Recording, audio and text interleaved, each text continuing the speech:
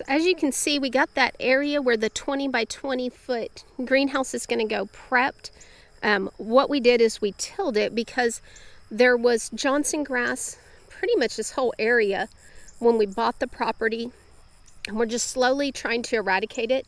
One of the ways to kill Johnson grass without using chemicals is to till it up and expose those rhizomes to the sun and the heat, and they'll die off. All right, first thing we got to do is get everything unloaded. So we'll unload and kind of staging as we unload, then we'll get started.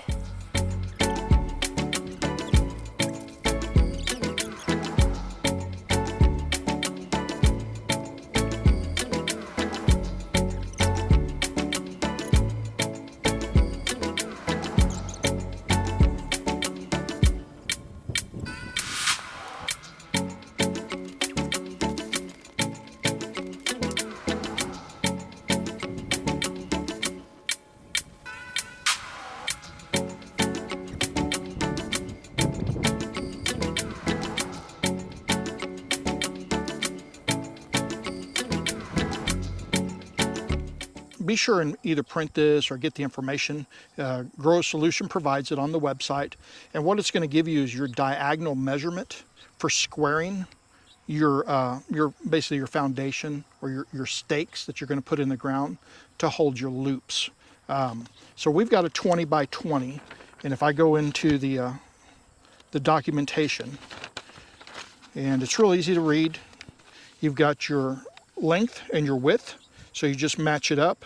And mine is 28.3. That's going to be my diagonal measurement so that I can square the greenhouse before we put the loops up.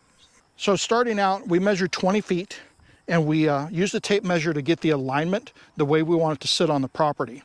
So then what we're going to do is come in here onto our 20-foot mark, which I've already marked it on the paper, and we're going to burn a little hole in here. We drive it in 2 feet.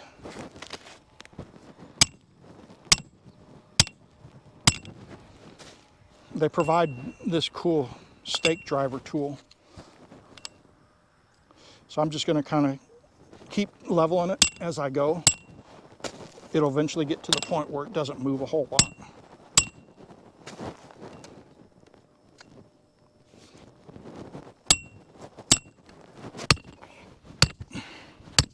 I'm going to leave it about 1 inch above the soil because of our ground is not perfectly level. Then your second pipe, in order to square this, it's real important. I had to kind of research it a little bit, is to make sure that when you put your next pole in, that you're measuring outside of pole to outside of the other side. So all your measurements on your 4 corners are going to be outside to outside. So we've got it lined up the way we want the back wall to aim across the property, and now we'll go ahead and burn our hole and pound this stake in as well. What's nice about when you burn a hole for your stake is it seals the edges so it won't start fraying on you.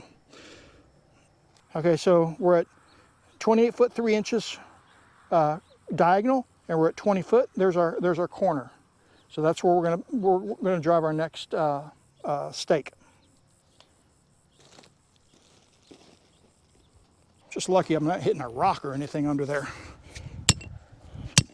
That would make driving it down pretty hard.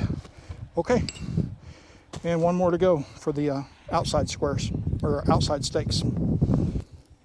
Okay, next what we're going to do is we're going to get our string so we can level all the other poles.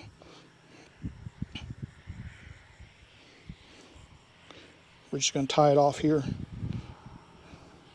We're going to tie it off at the 6 inch mark, and then Margaret's going to walk it around. So when you get to that other side over there, wrap it around a couple times. There you go. We got the leveling done with our string. So coming over here, here's our level. You can kind of see it that way. It's almost perfect.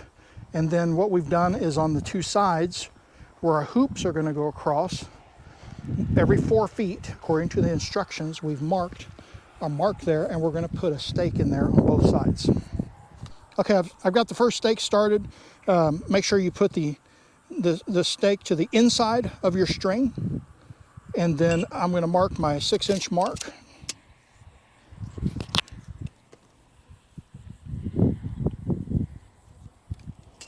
And I do want to run this side because this is where the string is.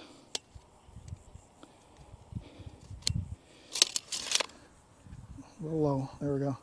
And I'm going to drive that down until that line is on that string, and that will give me my my level for the board that we're going to mount on there.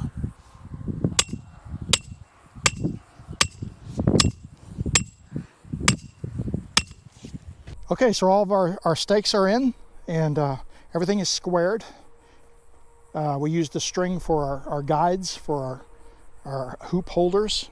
So at this point it is ready for the hoops, which we will pick up with in part 2 of our series on building our grower solution Quonset greenhouse.